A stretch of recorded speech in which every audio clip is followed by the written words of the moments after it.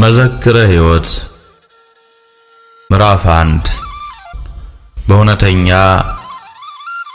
ታሪክ ላይ የተደረሰ መጽሐፍ። ደራሲ ላግሻረው። መስከረም 1 ቀን 1989 ዓመተ ምህረት ከንጋቱ 12 ሰዓት ተኩል ገደማ በአካባቢው ባህል ጎረጎንባሽ ጎረጎንባሽ እንቁጣጣሽ እንቁጣጣሽ የሚል ድምጽ ነበር የሰማሁት። በውልም ከእንቅልፌ ያልነቃሁም ነበር። ወረህ ግባ ዘምተ ግባ ከዓመቱ ያድርስ ልጄ ቢሳይንካ ክፉ ይለፍ የሚል የትልቅ ሰው ድምጽ እንቅልፉ ገና ያላለቀለት እንቅልፍና ሰመመን የሚጎትተው ድምጽ ሰማው። ድንገት በመስቀል ቅርጽ የተሰራ የተለያየ ህብረ ቀለም ያለው የአበባ ጉንጉን በዓይኔ ላይ ተውለበለበ።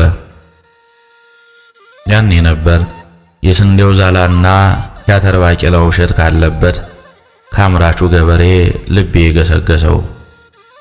መቼም ላም አልቦ ወተት ስንዴ ዘርቶ እሸት ከደጉ ባላገር እንደማይጠፋ ልብ ያውቋልና ሂድ ተሻገር አለኝ። የስንዴውና የአተር ባቄላው እሸት ከስጋና ከወተት እጅግ እንደሚበልጥ እናቴ ስለምትነግረኝ አገሩን ለማየት ስነፍቀው ነበረ። ከገበሬው መንደር ከዘካሪው ሰፈር ሄጄ የአበባውን መዓዛ የሀገሩንና የባህሉን ለዛ ማየት ነበር የተመኘሁት። እናቴ ትውልድ አገሯ ከደጉ ባላገር ከአምራቹ ገበሬ ያንድ ትልቅ አባወራ ሰው ልጅ ነበረች። ነገር ግን በስም እንጂ በአካል ሀገሩን ሄጀበት ስለማላውቅ በጣም እጓጓለሁ። እናቴ ከወላጆቿ ይልቅ የኔታን ስማቸውን አዘውትራ ስለምትጠራ የኔታ የሚለው ስም የአያቶቼ ስም ስለሚመስለኝ ናፍቆታቸው በውስጤ ተቀጣጠለ። እናቴ እኔ ያልኩትን ሁሉ እምቢ ስለማትለኝ ከአያቴ ዘንድ ጎንደር ውሰጂኝ ብዬ ጉትጎታዬን ቀጠልኩ። የእናቴ እናትና አባቷ አያቶቼ ይችን ዓለም በሞት ከተሰናበቱ ዓመታት ተቆጥረዋል። ነገር ግን ሞት ስሰማ ስለምደነግጥ አልነገረችኝም። ወንድሟና እህቷ ስላሉ ብቻ ጥያቄን በመቀበል እኔን ይዛ ወደ ክፍለ ሀገር ገባች። እኔም ስለነ የኔታ በዚህ ጉዞ ላይ ያለው ነበር እንድታስረዳኝ ጠየቅኳት።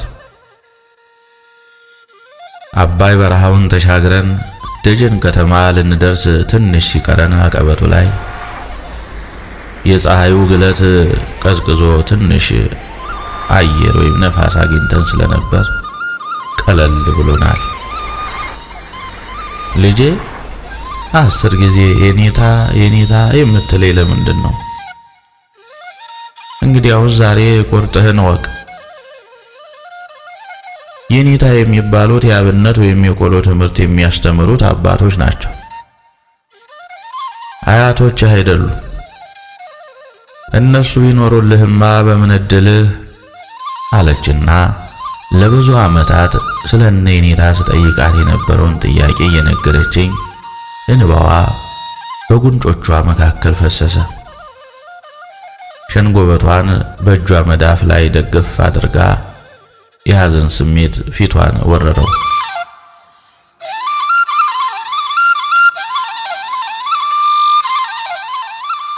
ዓይኗ ያዘነበውን እንባ አዝንሞ ሌላ ለማውረድ ሽፋሽፍቶቿ እስከሚከደኑ ብቻ ይጠብቅ ነበር።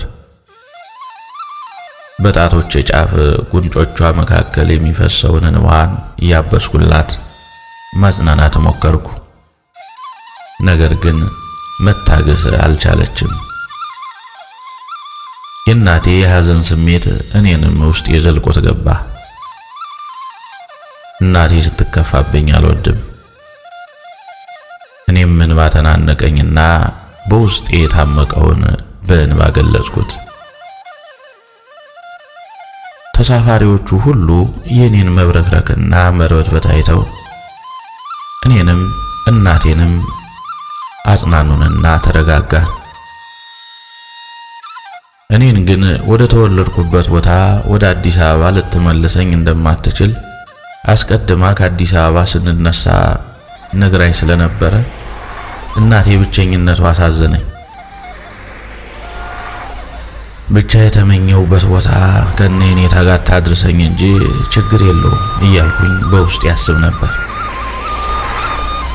ከታላቅ እህቷ ጋር ተቀምጬ አያቶቼ ቦታ ሆኜ እንድማር ወስናለች።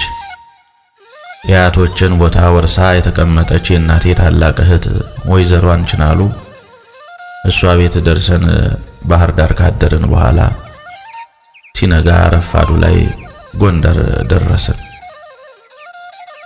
የወግና የልማዱን ቤተሰባዊ ጨዋታ ስንጫወት አደር።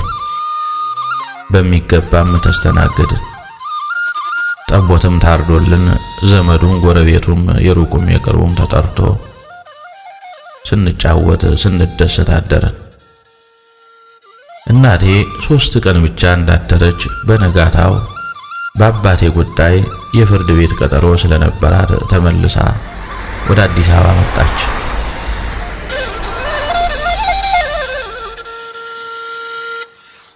በአምስተኛው ቀን ካክስቴ ቤት የአብነት ተማሪ ማታ ሰዓት ድንገት ለዓይኔ ብርሃን ሆኖ ተከሰተ።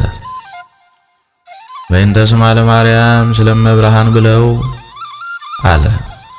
ልብን ደስ በሚያሰኝና አንዳች ነገር ሊከለክሉት በማይቻል ርህራሄ በተሞላበት ድምፅ ንሳማ ተዘከረው ልጄ አለች አክስቴ። ቀኑ ሰንበት በመሆኑ አንድ እንጀራ ሙሉ በሰፌድ አድርጋ ሰጠችኝ። እኔም ብርቅ ስለሆነብኝ ልዘከረው ወደ በረንዳ ወጣሁ። ተማሪው ከስር ፎጣ ነገርና በላይ የተቀጣጠለ የበጎች አወዛ ደበሉ የሚባለውን የደረበ ልጅ እግር ተማሪ ነው። ያስተሜ አልኩኝ አትኩሬ መልኩን እየተመለከትኩ። ትንሽ ቁራሽ ተሰጥቶት ብዙ ምርቃት እየመረቀ የድንግል ማርያምን ስም ደጋግሞ ይጠራ ነበር። ደግሞ ከአንደበቱ የሚወጣው የውዳሴ ማርያም ዜማ ልብን ይመስጣል። ሰላም ለኪ እንዘ ንሰግድ ንብለኪ ማርያም እምነ ናስተበቅ። በቆሎ ተማሪው ፈዝዤ ልሰጠው ያስኩትን ቁራሽ በእጄ እንዳያስኩ ተገትሬ ቀረው። በክንዱ ላይ ያንጠለጠላት የሰሌን ኮፈዳው በቁራሽ እንጀራ አፍ እስከ ገደፏ ድረስ ተሞልታለች። ውሾቹ ቀኝና ግራውን ከበው እንደ መቃብር አፈር ያጣድፉታል። በአንድ እጁ ቀጭን ዘንግ በአንድ እጁ ደግሞ መግረፊያ ለበግ አርጩሜ ነገር ይዞ ውሾችን እንዳመጣጣቸው እየገረፈ ይመልሳቸዋል። በያዘው ቀጭን ዘንግ ከላይ ያሳየ ውሾቹ ዘንጉን ለመያዝ ሲንጠላጠሉ ከስር እግራቸውን ሲገርፋቸው የተለየ ድምፅ ወይም ጩኸት እያሰሙ ይሸሻሉ። ሌሎቹ ውሾች ደግሞ ወደ ቤታቸው እስኪሄድላቸው ድረስ የቤቱን በር አንቀው በመያዝ የድረሱልኝ ጩኸት ይጮሃሉ። ውሾቹና ተማሪው ድራማ የሚሰሩ ይመስላሉ። እኔም የቤታችን በር ላይ ሆኜ የተማሪውን ሁኔታ በመገረም እያየው ፈዝዤ ቀረው። ውሾቹና ተማሪው ትግላቸውን ባይጨርሱ ደስታዬ ነበር። እንደነርሱ መሆን የማይቻልና የቆሎ ትምህርት ቤት ለነሱ ብቻ የተሰጠ የጸጋ ስጦታ አድርጌ በመገመት አግዝፌ ተመለከትኩት። አልያም ደግሞ እናትና አባት የሌላቸውና ሃይባ ያጡ